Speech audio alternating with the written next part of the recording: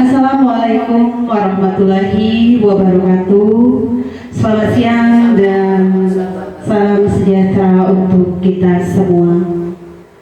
Yang terhormat Kepala TK Harapan Anak Bangsa beserta para Dewan Guru, pada hari ini Selasa 30 September 2025 kita berkumpul di TK Harapan Anak Bangsa dalam rangka pengimbasan pembelajaran mendalam TK Harapan Anak Bangsa tahun 2025. Adapun susunan acara: 1. Pembukaan, 2. Sambutan Kepala TK Harapan Anak Bangsa sekaligus membuka acara pengimbasan pada hari ini, 3. Doa, dan 4. Penutup.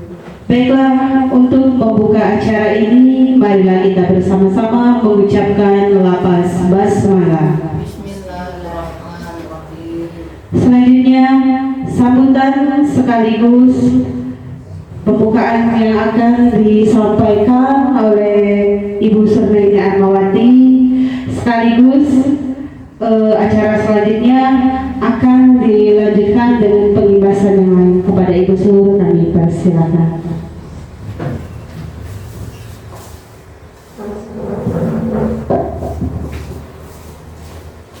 Terima kasih. Assalamualaikum warahmatullahi wabarakatuh.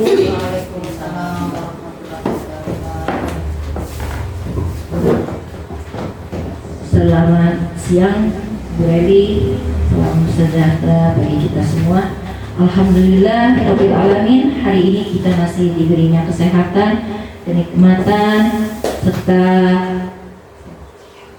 beri kesempatan untuk dapat berkumpul dalam rangka kita pengimbasan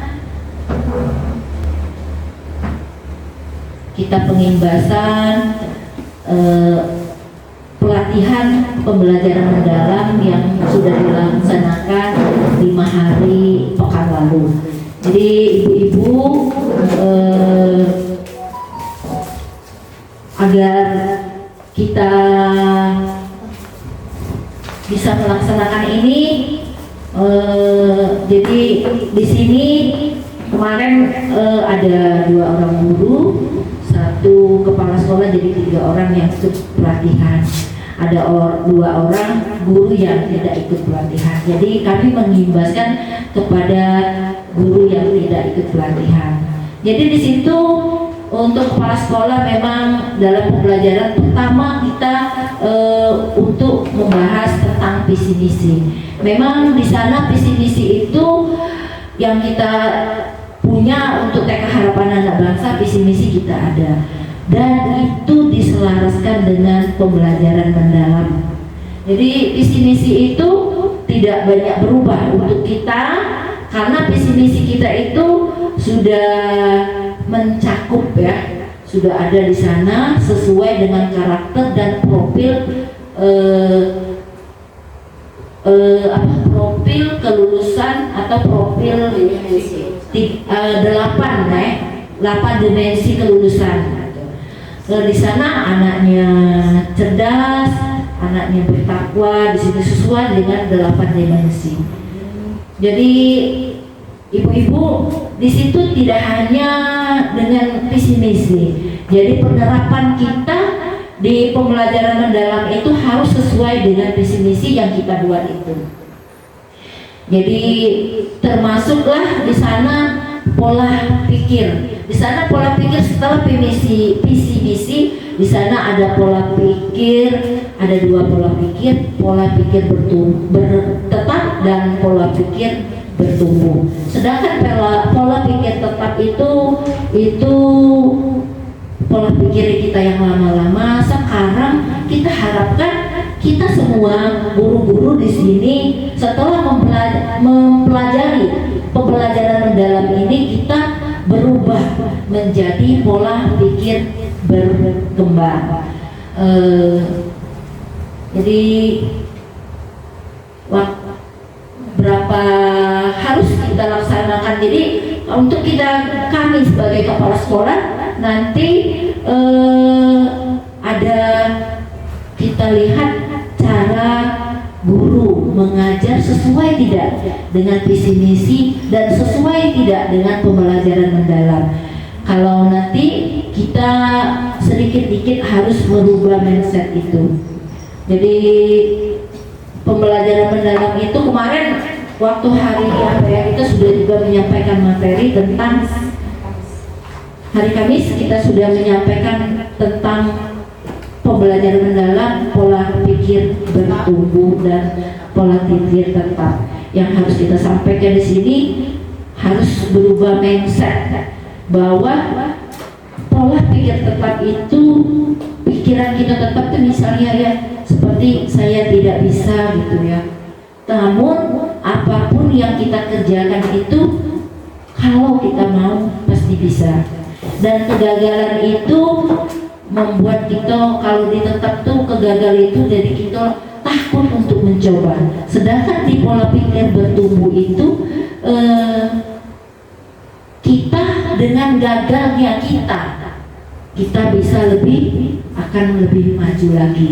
Nah nanti disampaikan langsung oleh guru-guru kita, Ibu Mia dan Ibu Ica. Dalam hal ini tidak kita pandu lagi, langsung saja. Saya kira dari Ibu Sur hanya itu yang bisa disampaikan. Saya akhiri, wassalamualaikum warahmatullahi wabarakatuh. Waalaikumsalam warahmatullahi wabarakatuh. Silakan Bu Mia.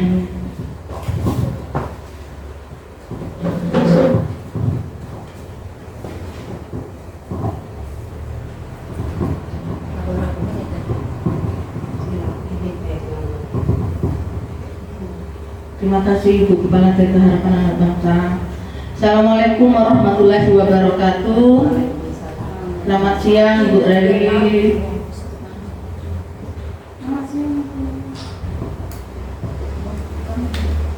Baiklah, izin untuk Ibu Kepala TK Harapan Anak Bangsa dan rekan-rekan guru TK Harapan Anak Bangsa. Alhamdulillah hari ini kita bisa berkumpul lagi dalam rangka pengimbasan pembelajaran mendalam yang sudah kami ikuti selama 5 hari di SMP 5 dengan fasilitator kami ada 3 orang, yaitu Ibu Ipi Yusika, Bapak Kennedy Lutfi dan Ibu Upi Rukiah.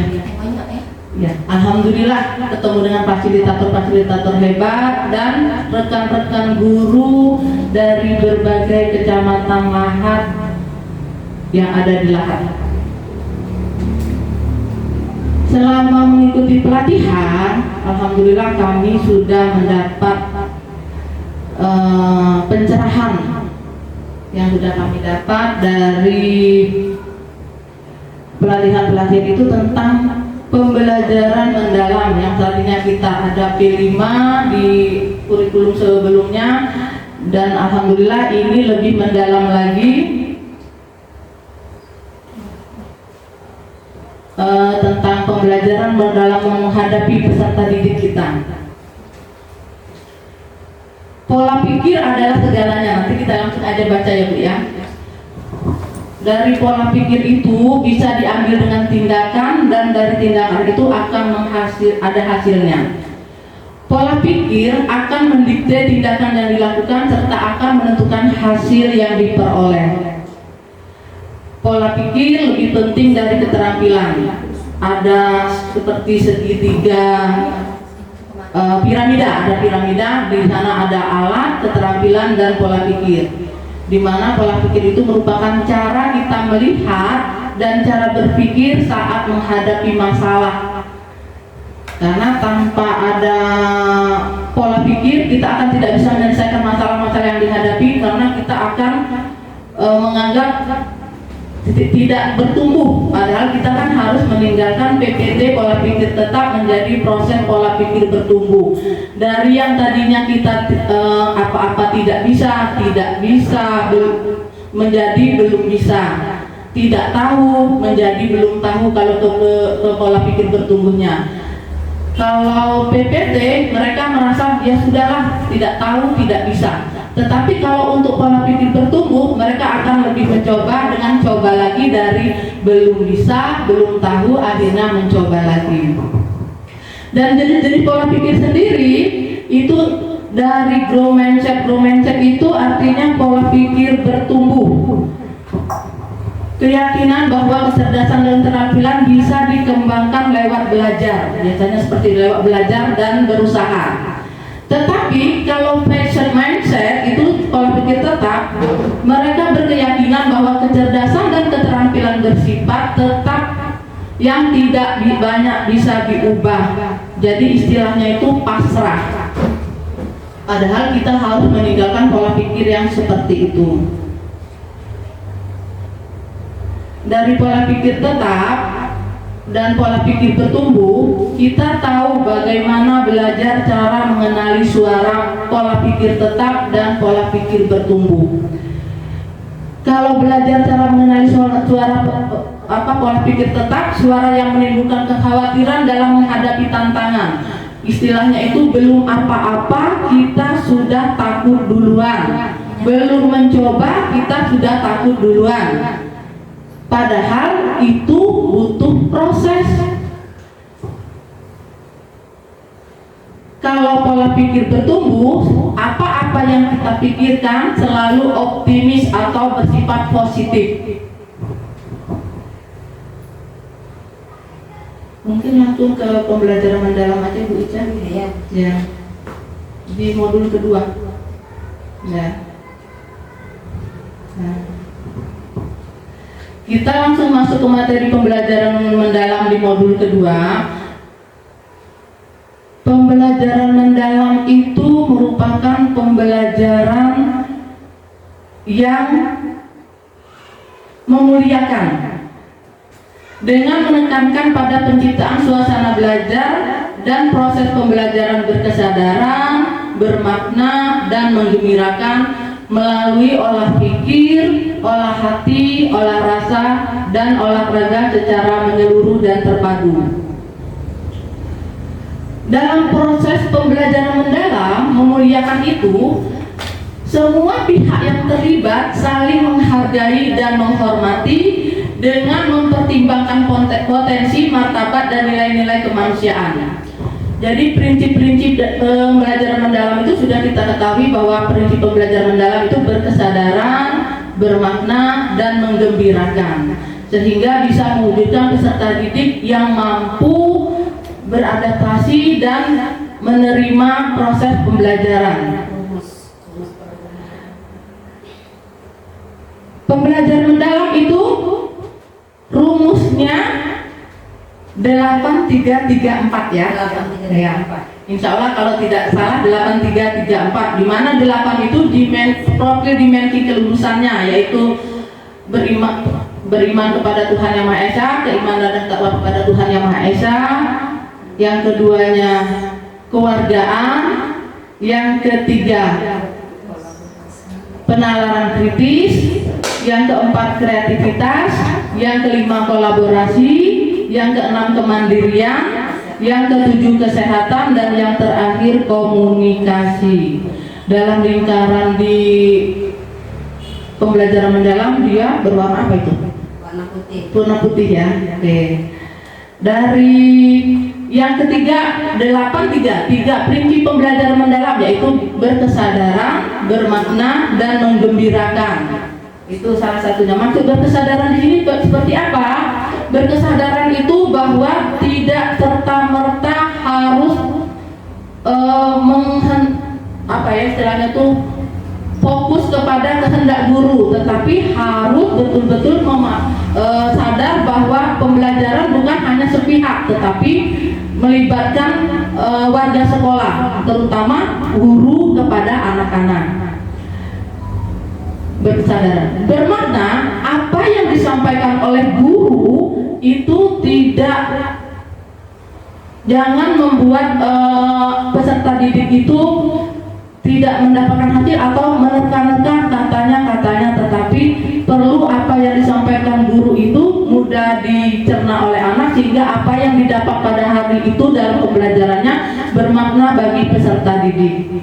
Dan tentu saja menggembirakan, tidak membuat bosan antara guru dan anak-anak, karena anak-anak itu ketika mendapat pembelajaran yang menggembirakan, menyenangkan, dia akan mengikuti atau merasa kurang dalam pembelajaran itu, merasa ingin lagi dan ingin lagi.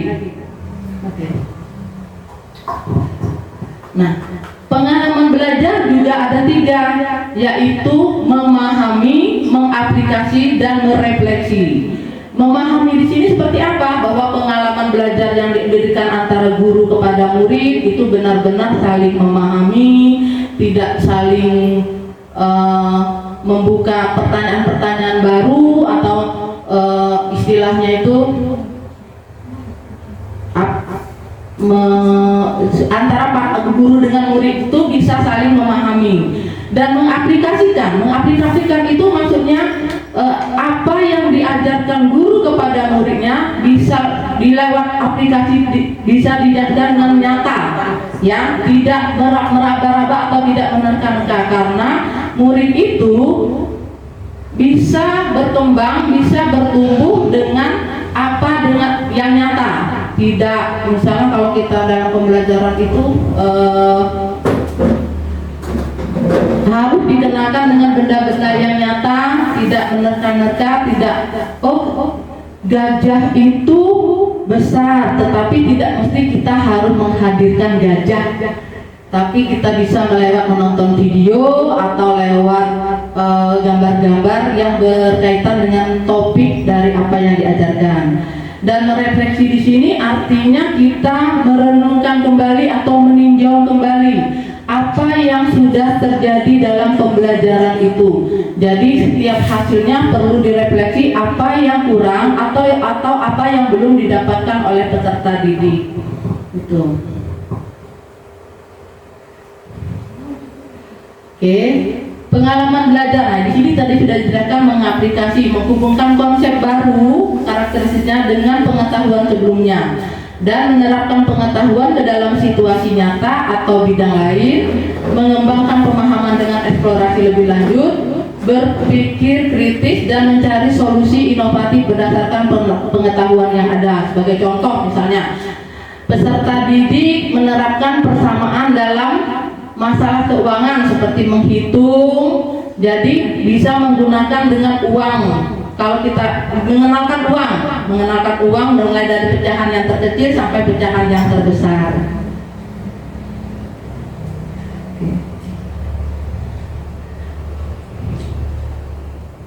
Kerangka pembelajaran kita di kerangka pembelajaran itu ada 4 ya. Rumus tadi 4-3-3-4, jadi di 4-nya lagi 8-3-3-4, yang 4-nya itu kerangka pembelajaran, di mana yang pertama itu praktik pedagogis, yang kedua kemitraan pembelajaran, yang ketiga lingkungan pembelajaran, dan yang keempat pemanfaatan digital.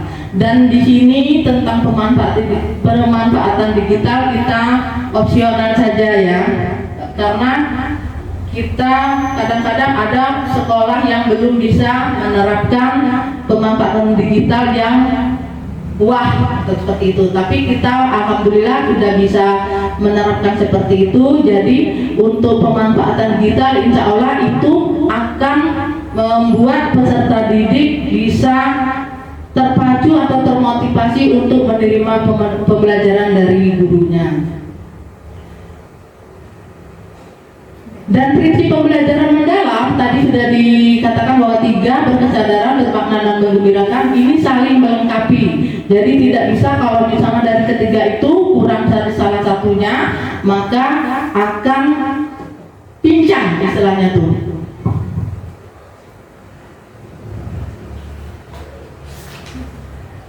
Penerapan prinsip pembelajaran mendalam dapat terjadi secara terpisah ataupun stimulan dan tidak berurutan.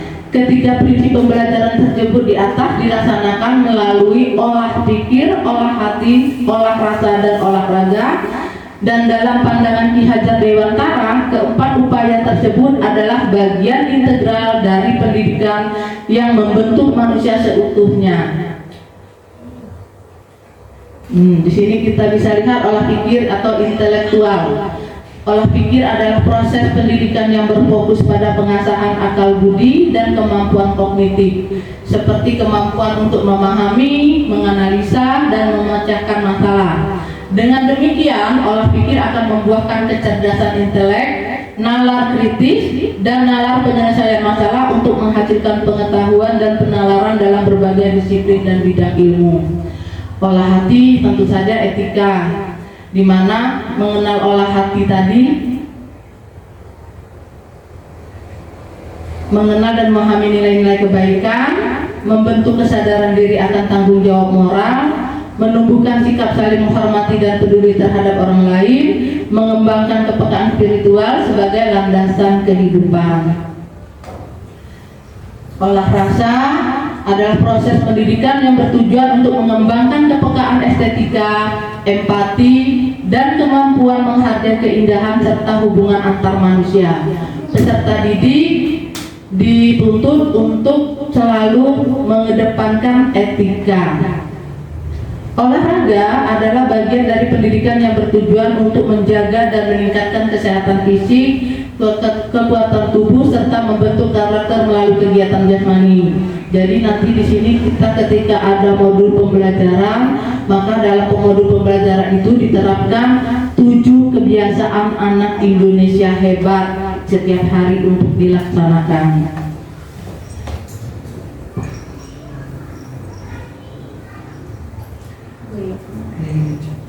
Itulah prinsip-prinsip pada pembelajaran mendalam. Dan nanti kita akan lanjutkan di modul 3.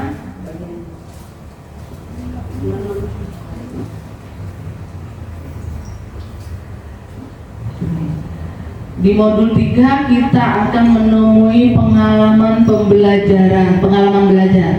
Pengalaman belajar dalam pembelajaran mendalam ini, yang pertama itu memahami, yang kedua mengaplikasi, dan yang ketiga adalah merefleksi. Jadi segala sesuatunya setelah dipahami, diaplikasi dalam pembelajaran yang nyata antara guru dengan murid dan warga sekolah, maka harus selalu direfleksi supaya bisa mengetahui tingkat kemampuan peserta didik, apa yang harus dirubah dan apa yang harus diperbaiki.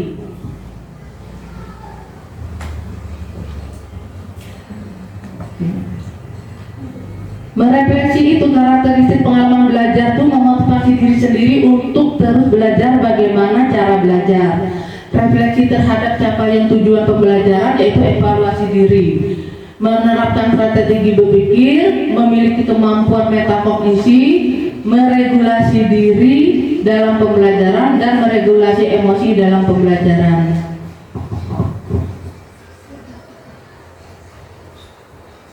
Kalau kita untuk di TK biasanya refleksinya itu tidak seperti anak-anak yang di tingkat pendidikannya lebih tinggi, ya. Kita ada refleksi tersendiri untuk anak-anak TK.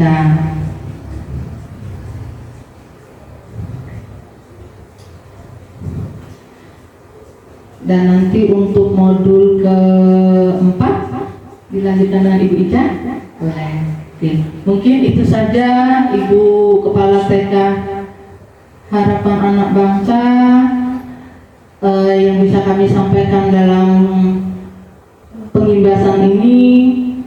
Untuk modul selanjutnya nanti akan disampaikan kepada Ibu Ica.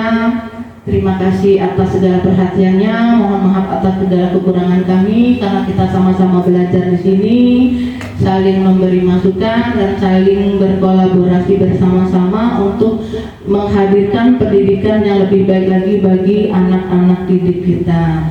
Lebih dan kurangnya kami mohon maaf. Billahi taufiq wal hidayah. Wassalamualaikum warahmatullahi wabarakatuh.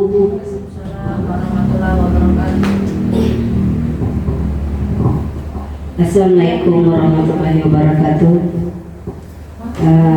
Baiklah teman-teman dan Ibu Kepala Sekolah, Saya akan melanjutkan materi hasil pelatihan kami 5 hari di SMP 5 kemarin.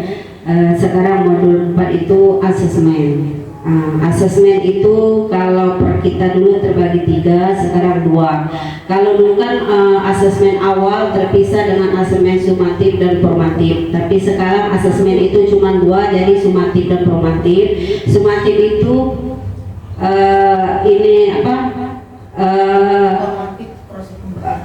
formatif itu proses pembelajaran. Jadi 2 asesmen awal dengan asesmen proses pembelajaran. Kalau kita dulu proses awal itu terpisah, sekarang gabung ke formatif. Karena kan pertama dulu kita asesmen awal itu sama dengan asesmen diagnostis, karena itu untuk kesehatan, khusus untuk di bidang kesehatan. Jadi asesmen kita sekarang cuma formatif dan sumatif. Asesmen formatif itu termasuk dari asesmen awal, juga asesmen di dalam proses pembelajaran. Asesmen awal pembelajaran yang dilakukan untuk mengetahui kesiapan murid untuk mempelajari materi ajar dan mencapai tujuan pembelajaran yang direncanakan. Juga termasuk asesmen formatif itu asesmen di dalam proses pembelajaran yang dilakukan selama proses pembelajaran untuk mengetahui perkembangan murid dan sekaligus pemberian umpan balik yang cepat. Asesmen sumatif yaitu asesmen yang dilakukan untuk memastikan ketercapaian tujuan pembelajaran pada jenjang pendidikan dasar dan menengah. Asesmen ini bertujuan untuk menilai pencapaian hasil belajar murid sebagai dasar penentuan kenaikan kelas dan kelulusan dari suatu pendidikan. Kalau kita di TK, asesmen itu hampir sama dengan SD SMP, tapi kalau kita kan asesmen kita berdasarkan portofolio, checklist, sudah itu foto berseri, catatan anekdot. Kemarin kita sudah membahas sesuai dengan jenjang-jenjangnya. Ternyata asesmen itu disesuaikan dengan sekolah dan sekolah masing-masing.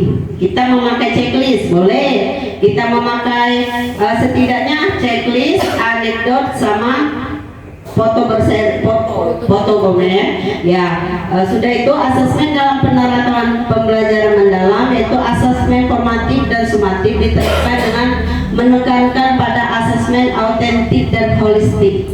Autentik penilaian yang mempresentasikan realitas kehidupan atau konteks sehari-hari, berfokus proses dan produk belajar dalam konteks yang nyata, bermakna, bertujuan mengukur kompetensi nyata seperti pemecahan masalah, berpikir kritis, berpikir kreatif, kolaborasi dan komunikasi.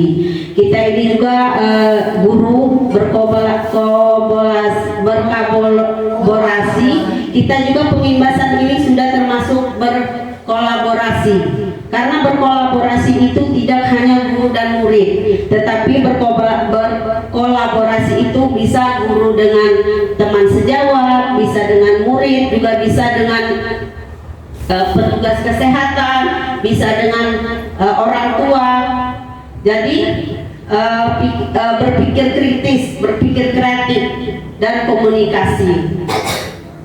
Penilaian yang terlihat keseluruhan holistik, aspek kemampuan siswa secara utuh, terpadu, atau pengetahuan, keterampilan, atau sikap dapat terintegrasi sebagai dimensi pembelajaran untuk memberi gambaran komprehensif terhadap perkembangan belajar siswa. Asesmen pada pelajaran mendalam, penilaian formatif dan penilaian sumatif tadi sudah dijelaskan. Kalau penilaian formatif itu kita tidak, pembelajaran itu tidak harus menghasilkan hasil, tidak, tapi kita harus memproses, melihat penilaian proses anak itu, apakah anak itu mau belajar atau anak itu mau terlibat, itu yang harus kita nilai. Kalau hasil itu, tidak semua anak itu harus berhasil, tetapi kita harus berproses, itu yang lebih penting. Kalau hasil itu kan tidak semuanya harus bagus semua, tetapi anak itu harus berproses yang lebih penting, karena anak itu dari berproses mau mengikuti pembelajaran itu, anak itu terlibat pembelajaran. Kalau anak yang tidak mau ikut sama sekali, berarti dia tidak berproses.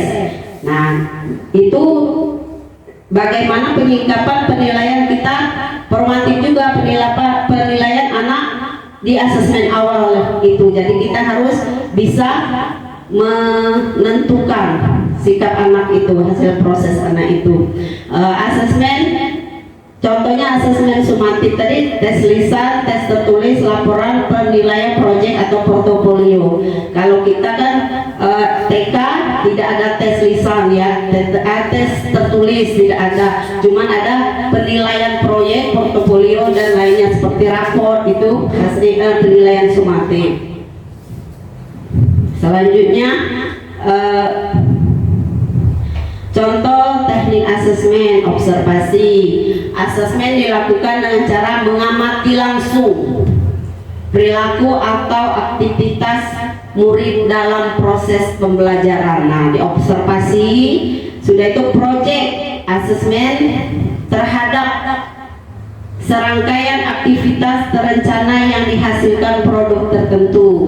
Tes lisan menilai pemahaman murid secara langsung melalui komunikasi verbal. Nah, kalau project tes lisan ini masih di TK ya, kinerja menilai kemampuan murid melakukan suatu tugas atau aktivitas nyata, biasanya berkaitan dengan keterampilan proses kinerja juga termasuk. Kalau tes tertulis menilai pemahaman konsep melalui soal tertulis, bisa berupa pilihan ganda, isian atau uraian. Kalau ini kurasa kalau kita TK tidak teknik ini tidak kita laksanakan, karena kita kan belum sesuai dengan usia anak. Penugasan juga tidak. Penilaian diri termasuk murid menilai pekerjaan atau performa taman menggunakan rubrik yang disepakati. Ya, penilaian diri itu kan sikap anak, tingkah laku anak, kebiasaan anak kita pakai. Kalau ini penilaian antar teman, murid mengevaluasi sendiri hasil dan proses belajar mereka berdasarkan kriteria tertentu. Ini juga murid itu kan ada penilaian antar teman. Bu, dia baik bu, ngasih ini, itu kan sudah penilaian antar teman itu ya. Bisa kita pakai juga. Portofolio juga bisa kita pakai, kumpulan dokumen atau karya murid yang menunjukkan perkembangan belajar dalam kurun waktu tertentu.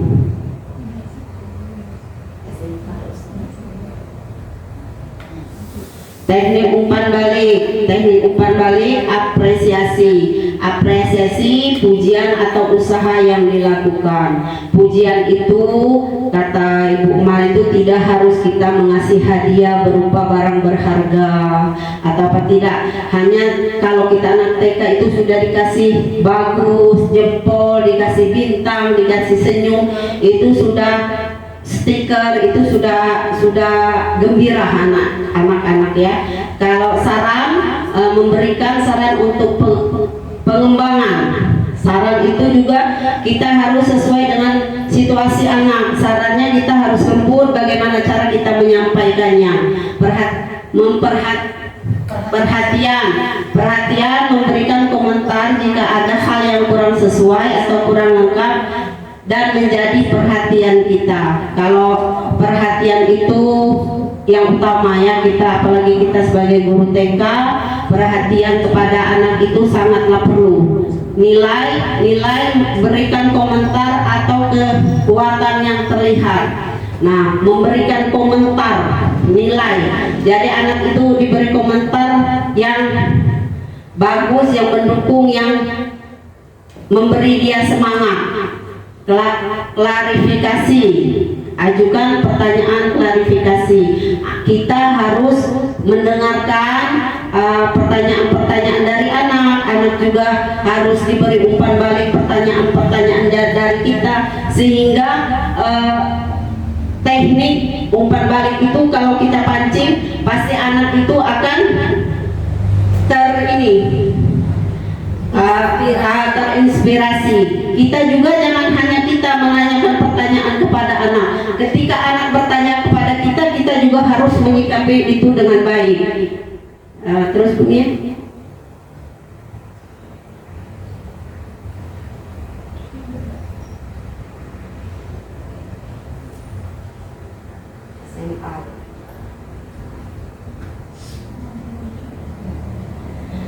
Contoh pengalaman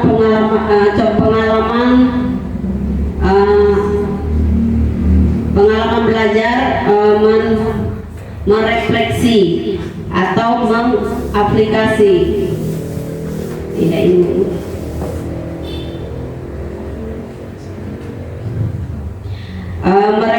Merefleksi atau mengaplikasi, kita merefleksi bagaimana kita ke depannya supaya anak itu bisa kita libatkan dalam belajar itu, supaya dia senang. Kalau selama ini dia tidak mau, tidak ikut, bagaimana dia bisa ikut. Lanjut, pembelajaran mendalam menuju pendidikan bermutu untuk kita semua.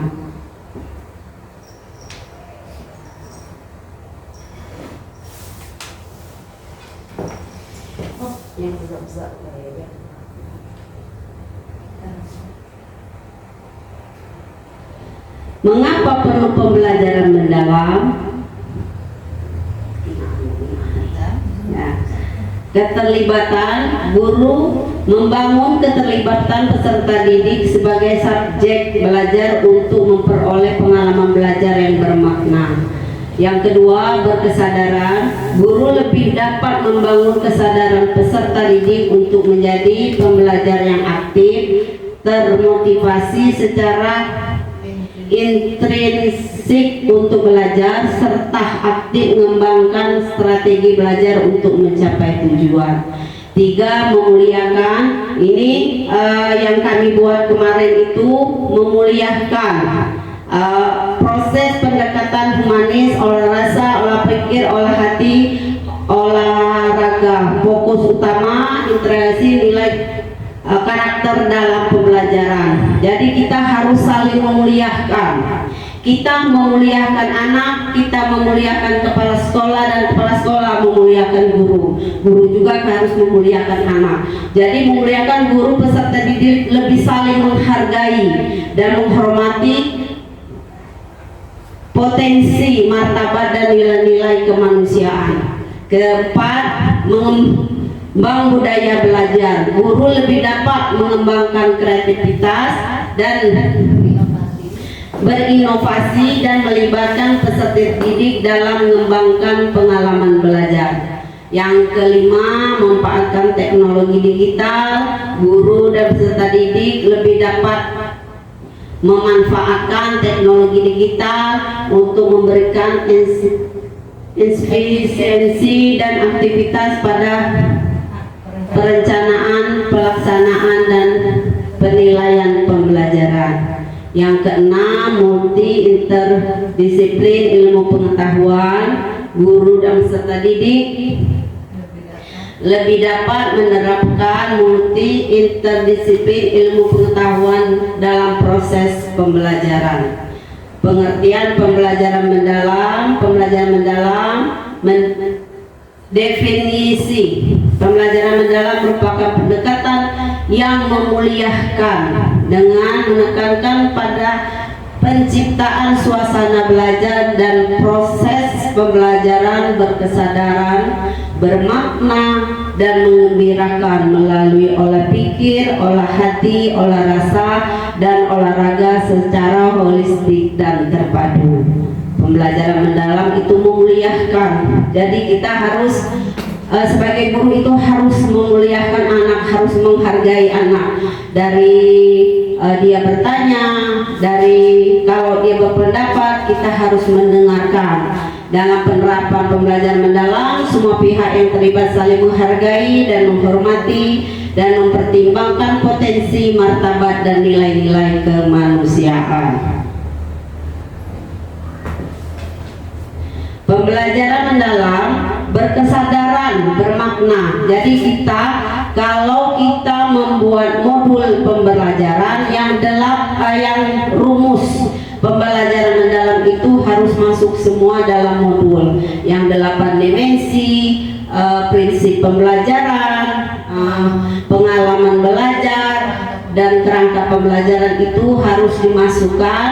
Itu juga bisa kita buat sederhana mungkin, tidak harus kita jabarkan semua, tidak, tetapi seperti profil kelulusan itu apa 1, apa 2, apa 3 yang masuk sesuai dengan pelajaran kita hari itu. Ada yang berkesadaran, bermakna, menggembirakan, itu harus semua tiga-tiganya.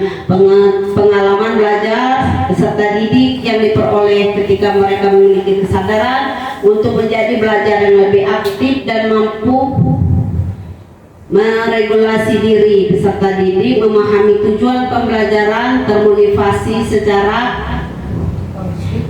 interistik untuk belajar serta aktif mengembangkan strategi belajar untuk mencapai tujuan. Yang bermakna tentu teman-teman tahu yang bermakna itu yang meninggalkan pengalaman atau yang tertanam di pikiran atau otak anak itu dapat merasakan manfaat dan relevansi dan hal-hal yang dipelajari untuk kehidupan. Mengembirakan tentunya kita anak TK, karena anak TK itu belajar sambil bermain, jadi harus menggembirakan dalam proses pembelajaran itu. Menggembirakan itu yang utama, yang pertama, karena kalau anak sudah gembira, otomatis anak itu akan nyaman di dalam kelas untuk mengikuti proses pembelajaran.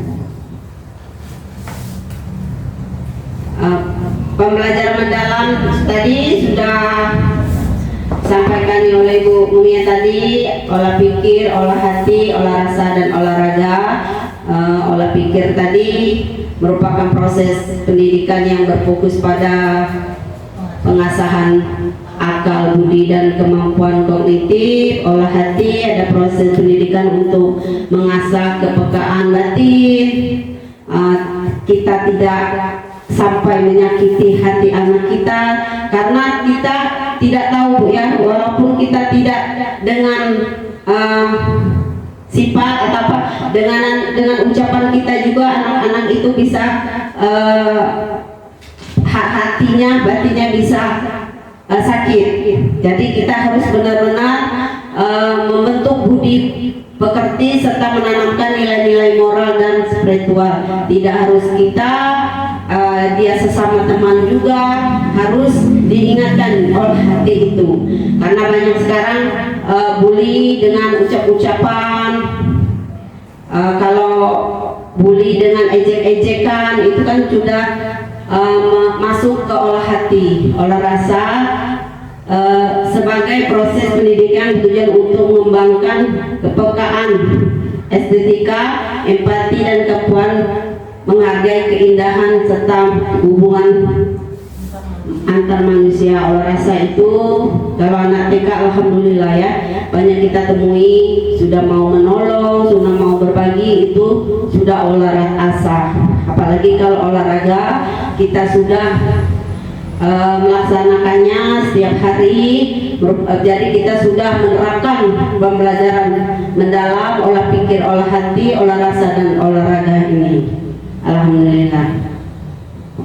Sudah itu ada tambahan lagi, mumpung ingat ya teman-teman, kalau kita nanti membuat modul pembelajaran mendalam itu yang profil pembelajaran profil dimensi sama 7 kebiasaan anak hebat ya yang kita masih kurang, nanti kita masukkan lagi itu kita tiap hari menerapkan 7 kebiasaan anak hebat itu. Ala lebih baiknya kita tulis di modul kita yang 7 kebiasaan anak hebat itu di pembukaan umumnya ya, di pembukaan. Pengalaman belajar, pembelajaran mendalam tadi sudah ada 4 rumus pembelajaran mendalam 8334, dimensi profil kelulusan, prinsip pembelajaran, pengalaman belajar, kerangka pembelajaran.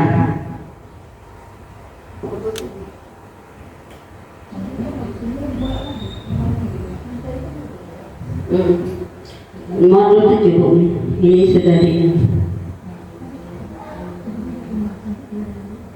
Nah, inquiry kolaboratif ini pembelajaran yang terakhir, inquiry kolaboratif.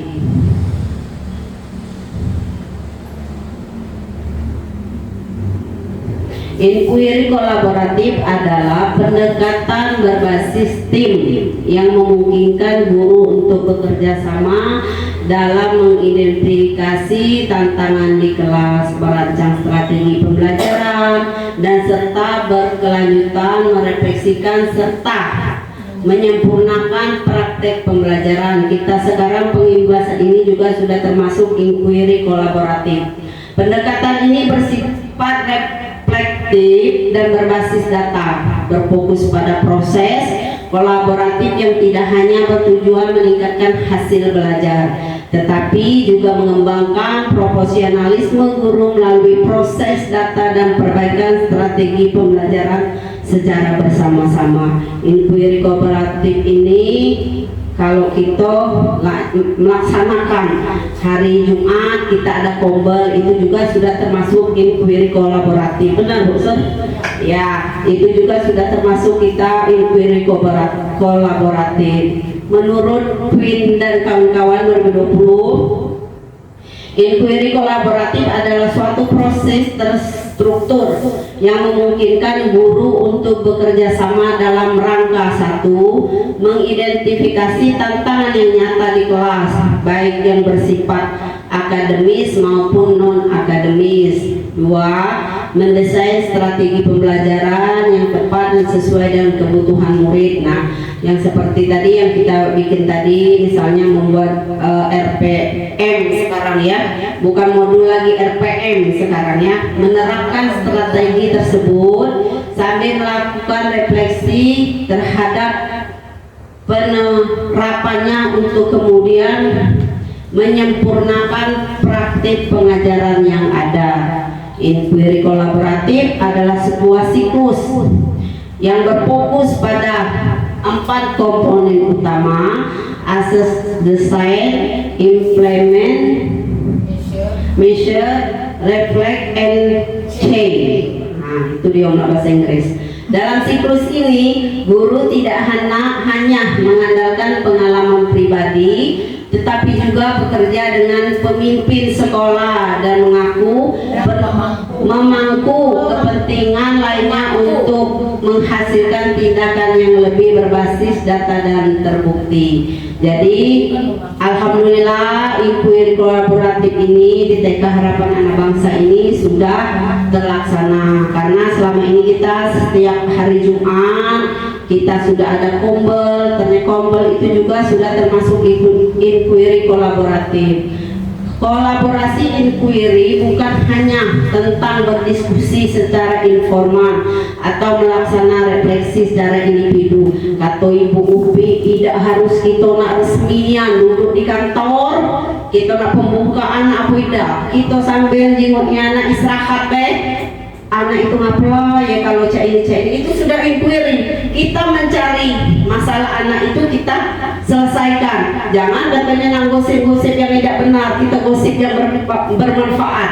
Jadi tidak harus formal. Jadi kita pas istirahat apa-apa Bu ya, kita melihat anak, oh anak ini kenapa nggak mau ikut main ini. Jadi kita sudah bisa dengan sama sejawat tadi melakukan inquiry tadi. Oh iya ya, aku juga cak ini. Jadi kan masukan atau permecahan masalah itu sudah bisa kita ambil. Dengan kolaborasi yang erat dan berbasis data ini, sekolah dapat menciptakan budaya pembelajaran berkelanjutan di mana setiap guru merasa didukung untuk berinovasi dan terus berkembang dalam prosesnya. Sementara murid mendapatkan pengalaman belajar yang lebih relevan dan sesuai dengan kebutuhan mereka. Prinsip-prinsip inquiry kolaboratif. Inquiry kolaboratif merupakan pendekatan reflektif berbasis data yang melibatkan kolaborasi antara guru untuk meningkatkan kualitas pembelajaran dan berprofesionalisme. Pendekatan ini tidak hanya berfokus pada hasil belajar, tetapi juga pada proses kolaboratif yang memungkinkan refleksi dan pengembangan profesional yang berkelanjutan. Berikut adalah prinsip-prinsip utama menjadi dasar implementasi inquiry kolaboratif. 1. Berbasis data dan bukti. Berbasis data dan bukti, setiap keputusan dalam inquiry kolaboratif didasarkan pada data yang nyata, diambil dari hasil pengamatan kelas dan data hasil belajar murid, sehingga perbaikan yang dilakukan relevan dan efektif. Hal ini membedakan inquiry kolaboratif dari praktek refleksi biasa karena semua langkah yang diambil adalah respon terhadap kebutuhan nyata yang terungkap melalui analisis data, bukan hanya berdasarkan asumsi atau dugaan. 2. Kolaborasi yang setara dan bermakna. Dalam inquiry kolaboratif, semua peserta guru, kepala sekolah, orang tua murid dan atau mitra pendidikan lainnya berpartisipasi secara setara tanpa interaksi, sehingga setiap suara dihargai sebagai kontribusi penting untuk meningkatkan praktek pembelajaran. Pendekatan ini menciptakan suasana terbuka dan inklusif dan mendorong setiap individu memberikan masukan berharga. Kolaborasi menjadi inti proses inquiry, melibatkan kerjasama aktif dan merancang pembelajaran yang responsif terhadap kebutuhan dan kemajuan murid. Ketiga, budaya profesional yang terbuka dan reflektif. 4. Terinstruktur tetapi fleksibel. Yang 5. Fokus pada pembelajaran dan hasil murid. Yang 6. Pembelajaran berkelanjutan di tempat kerja. Nah, pembelajaran yang berkelanjutan di tempat kerja ini seperti kita belajar tentang jual beli. Anak di sekolahan kita kenalkan dengan uang. Nah, nanti dia kalau belanja ikut orang tuanya pasti tahu nilai uang itu berapa. Jadi berkelanjutan, tidak di sekolah saja, nanti di kehidupan sehari-hari atau di kehidupan kerja bisa berkelanjutan. Kalau anak SMA seperti STM, mekanik apa itu kan berkelanjutan di tempat kerja. Kontekstual dan responsif. Inquiry kolaboratif hanya berfokus pada perubahan permukaan.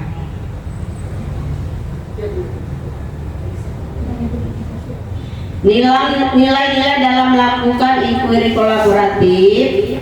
1. Kepercayaan, hormat dan memuliakan antar anggota tim.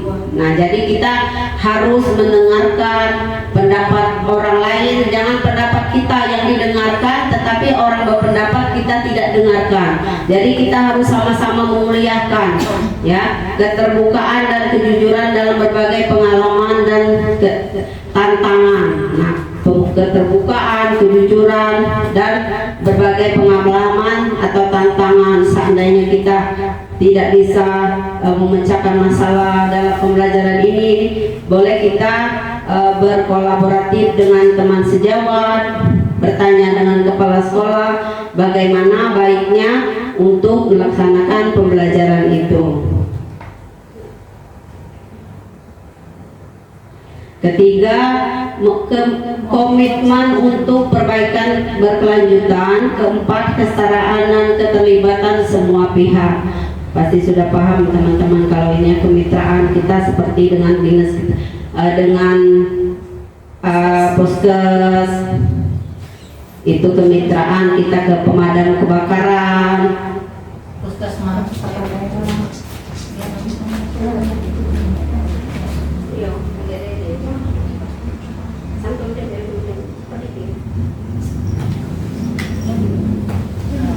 siklus inquiry kolaboratif.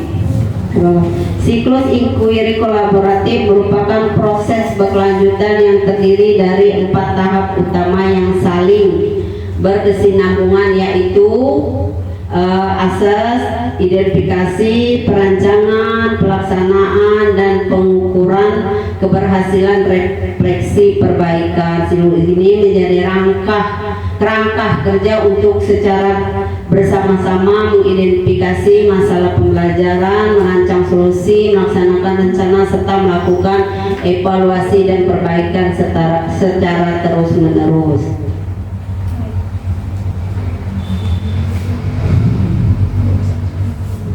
Identifikasi. Tahap pertama dalam siklus inquiry kolaboratif adalah identifikasi, yaitu proses memahami secara mendalam siapa murid yang ada di hadapan kita dan apa fokus inquiry kolaboratif yang ingin disasar. Tahap ini menjadi fondasi utama bagi keseluruhan siklus pembelajaran dan perbaikan praktek, karena keputusan pedagogis yang bermakna harus berakar pada pemahaman utuh tentang murid. Dalam tahap ini guru tidak bekerja sendiri, melainkan secara kolaboratif bersama tim sejawat untuk menggali informasi yang komprehensif mengenai murid. Kemampuan data ini dilakukan melalui berbagai sumber metode seperti asesmen, hasil asesmen evaluasi sebelumnya, observasi langsung proses pembelajaran di kelas, feedback dari murid dan lingkungan belajar dan sumber daya yang tersedia di sekolah.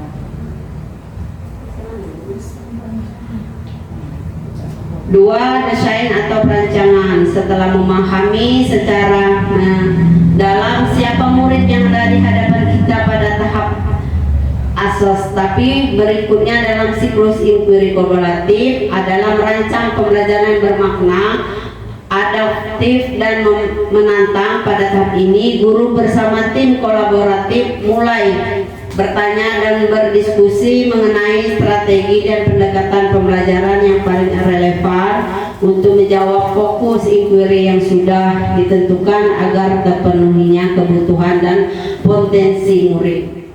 Dalam merancang rencana pembelajaran, guru dan tim kolaboratif memperhatikan beberapa komponen: prinsip pembelajaran, pengalaman belajar, 8 dimensi profil kelulusan murid, kerangka pembelajaran.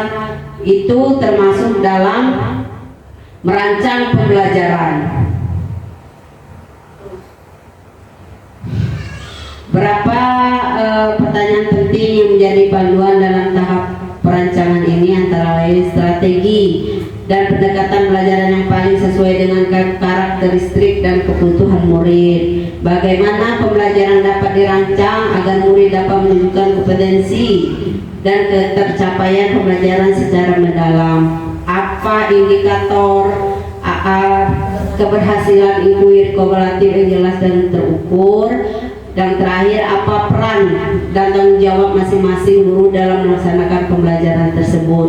Ketiga, pelaksanaan tahap implementasi adalah fase di mana guru dan tim kolaboratif secara bersama-sama menerapkan rencana tindakan yang telah disusun dalam proses inquiry untuk meningkatkan kualitas pembelajaran. Pelaksanaan ini bukan hanya soal menjalankan rencana, tetapi juga melibatkan kerjasama, pemantauan dan refleksi secara aktif agar antar anggota tim. Pelaksanaan terencana secara kolaboratif, guru melaksanakan strategi pembelajaran yang telah dirancang secara bersama-sama dengan memperhatikan kebutuhan, karakteristik murid, dilakukan secara terbuka dan transparan sehingga memungkinkan guru lain untuk melakukan observasi dan memberikan masukan. Umpan balik, monitoring dan pengumpulan data. Selama melaksanakan, guru bersama tim secara aktif memantau proses pembelajaran dengan mengajukan pertanyaan reflektif seperti bagaimana proses pembelajaran berjalan di kelas, apa proses dan keterlibatan murid selama pembelajaran, bukti apa menunjukkan bahwa murid-murid benar-benar belajar, penyesuaian apa yang perlu dilakukan agar pembelajaran lebih efektif. Pembagian peran dan tanggung jawab itu sangat perlu. Pengembangan keterlibatan murid, open class sebagai praktek implementasi, pengukuran, refleksi dan perubahan. Tahap terakhir dalam asikus ini berarti sangat penting untuk memastikan bahwa pelajaran telah dilaksanakan benar-benar memberikan dampak positif bagi murid dan menjadi dasar bagi perbaikan kelanjutan. Mengukur indikator keberhasilan, merefleksikan proses dan hasil, melakukan perubahan berdasarkan refleksi. Seterusnya, penerapan inquiry kolaboratif, membangun dialog terbuka reflektif. Dialog terbuka menjadi inti dari proses refleksi kolaboratif agar diskusi dapat berjalan dengan efektif dan produktif. Mengintegrasikan dialog terbuka dalam proses inquiry kolaboratif dengan membangun inquiry kolaboratif. Budaya dialog terbuka ini memperkuat kolaborasi yang sehat dan membangun komitmen bersama untuk meningkatkan mutu pendidikan secara berkelanjutan. Melakukan refleksi berbasis data untuk perbaikan terukur. Panduan diskusi reflektif tim inquiry. 1. Membuka diskusi dengan ruang aman. 2. Menggunakan bahasa yang membangun dan menghargai. Gunakan kalimat deskriptif dan terbuka agar diskusi tetap fokus pada perbaikan bersama. Yang 3. Menunjukkan pertanyaan terbuka untuk menggali ide dan refleksi. Gunakan pertanyaan yang mengandung eksplorasi. 4. Mendengarkan aktif dan memberikan umpan balik positif. Mendengarkan dan niat memahami, bukan hanya menunggu giliran bicara. Berikan tanggapan membangun. Yang 5. Menyimpulkan dan merencanakan tindak lanjut. Yang seterusnya,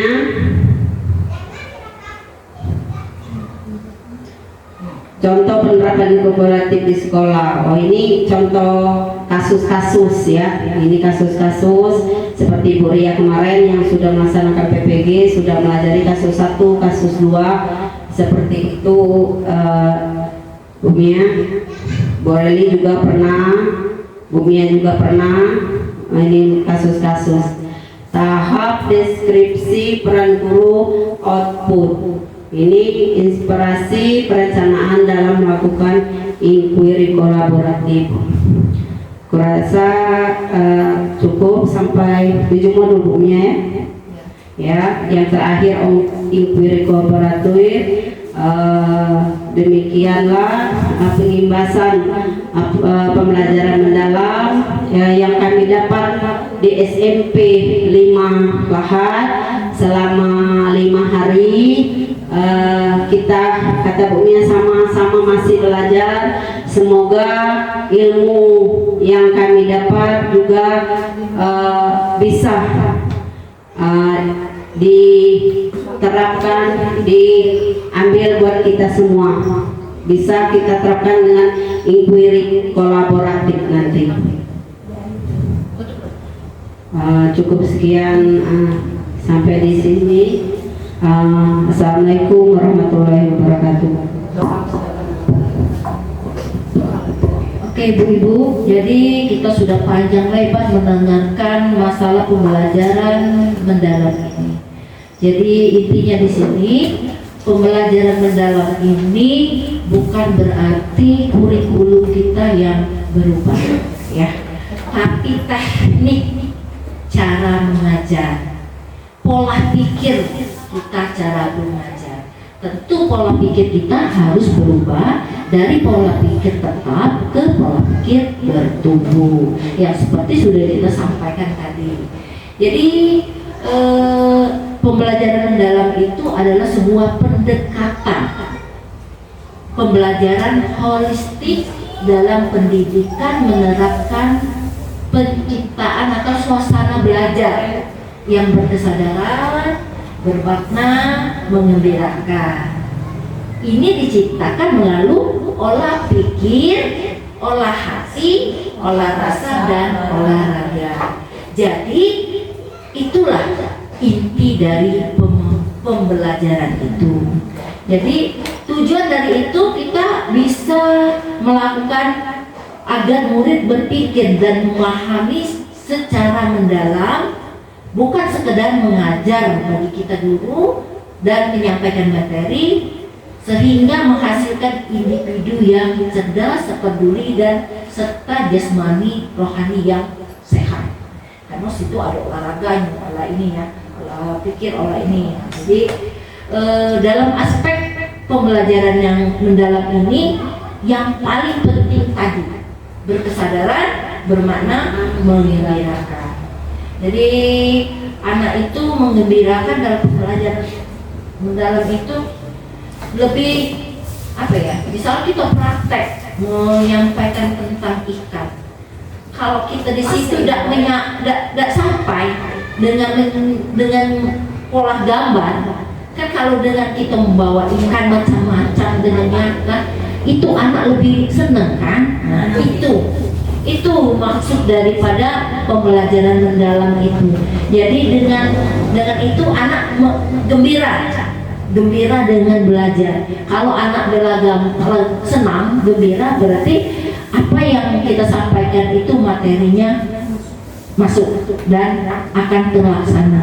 Nah itulah sebenarnya ibu-ibu, kita ini sudah selama ini menjalankan seperti itu, tapi mungkin namanya berbeda. Dan cuman ada, kalau pembelajaran mendalam ini lebih yang harus aktif itu adalah anaknya, tapi tetap dengan pancingan atau dari ibu guru yang menyampaikan. Kadang-kadang anak itu nak kita sampai, nak kita dulu, nak kita rangsang dulu.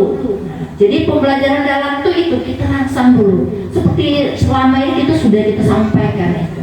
Jadi bu guru kurasa kita menyernanya tidak begitu susah, karena kita sudah melaksanakannya, sudah kurikulum kita sudah yang 1 tahun kemarin ya, pas full 1 tahun kita sudah melaksanakan. Cuma ini ditambahi dengan pembelajaran mendalam. Jadi tekniknya itu cuma berubah. Kalau di depan itu dimensinya tuh harus dibuat semua. Jadi 8 dimensi kelulusan itu harus dibuat. Nanti perlu berapa? 3, kita checklist 3. Situ. Jadi pembelajaran mendalam ini udah tuh kita buat RPPM itu, RPM itu yang dulu kita namakan modul ajar, tidak mesti harus tiap hari. Jadi 1 minggu itu bisa 1, tapi dengan pola pengajaran yang berbeda. Kurasa cuma itu, Ibu Sur hanya menegaskan saja supaya kita tidak bingung, karena terlalu banyak materi yang perlu kita sampaikan itu, yang perlu kita ambil itu, bahwa pembelajaran mendalam itu seperti itu. Terima kasih untuk Ibu Guru yang sudah menyampaikan. Semoga ilmu ini dapat kita kita laksanakan dan kita tetap berkolaborasi bersama-sama di sini, dan pembelajaran itu benar adanya tidak luput dari kemitraan tadi orang tua. Yang pasti kalau kemitraan ke puskesmas itu tentang kesehatannya. Nanti kalau pembelajaran itu orang tua dan lingkungan sekitarnya. Terima kasih. Kira-kira Ibu Dewi dan Bu Ria, ada yang nak disampaikan enggak? Ada yang nak dipikirin? Bukan berarti yang melatih pelatihan ini dia lebih ini, tapi mungkin ada yang lupa disampaikan Mari kita rembuk bersama, kita pecahkan bersama. Masa hanya itu dari usul. Sebelum Ibu Sur tutup, kira-kira ada yang sampaikan dari Ibu Reli dan Ibu Ria.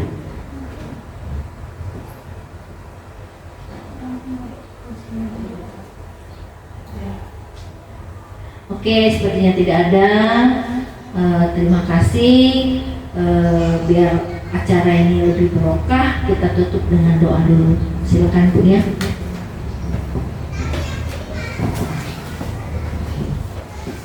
Baik, terima kasih rekan-rekan sekalian atas waktunya.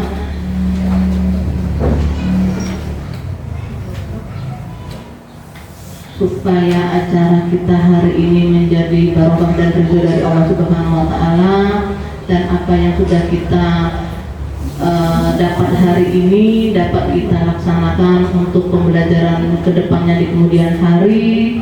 Bersama-sama kita tundukkan kepala kita mohon ridho kepada Allah. Bila hadratin Nabi Mustafa sallallahu alaihi wasallam. Al-Fatihah. A'udzubillahi minasyaitonir rajim. Bismillahirrahmanirrahim. Alhamdulillahirabbil alamin. Arrahmanir rahim. Maliki yaumiddin. Iyyaka na'budu wa iyyaka nasta'in. Ihdinas siratal mustaqim. Siratal ladzina an'amta 'alaihim ghairil maghdubi 'alaihim waladdallin. Amin. Allahumma firli wal walidayya warhamhuma kama rabbayana shaghira. Ya Allah ya Rahman ya Rahim, hari ini kami telah melaksanakan proses pengimbasan dari pembelajaran mendalam antara kami, Kepala TK Harapan Anak Bangsa, dan rekan-rekan guru. Semoga apa yang sudah kami dapatkan hari ini bisa kami laksanakan dengan baik di kemudian hari. Kami bisa menjadi amanah bagi peserta didik kami, bisa berkolaborasi bersama orang tua wali murid kami, dan bisa saling menjaga silaturahmi ini selama proses pembelajaran untuk tahun-tahun berikutnya. Tidak ada tempat kami memohon dan minta pertolongan kecuali Engkau ya Allah. Tidak ada yang bisa mengabulkan doa dan permohonan kami kecuali Engkau. Allahumma arinal haqqa haqqa warzuqna ittiba'ah wa arinal batila batila warzuqna ijtinabah. Rabbana atina fid dunya hasanah wa fil akhirati hasanah wa qina adzabannar. Subhana rabbika rabbil izzati amma yasifun wa salamun alal mursalin walhamdulillahi rabbil alamin. Assalamualaikum warahmatullahi wabarakatuh.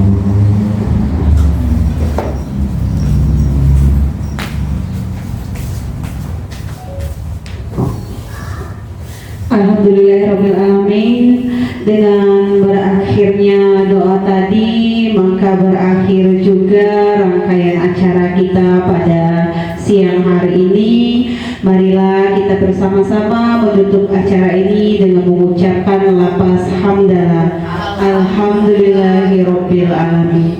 Wassalamualaikum warahmatullahi wabarakatuh. Waalaikumsalam warahmatullahi wabarakatuh.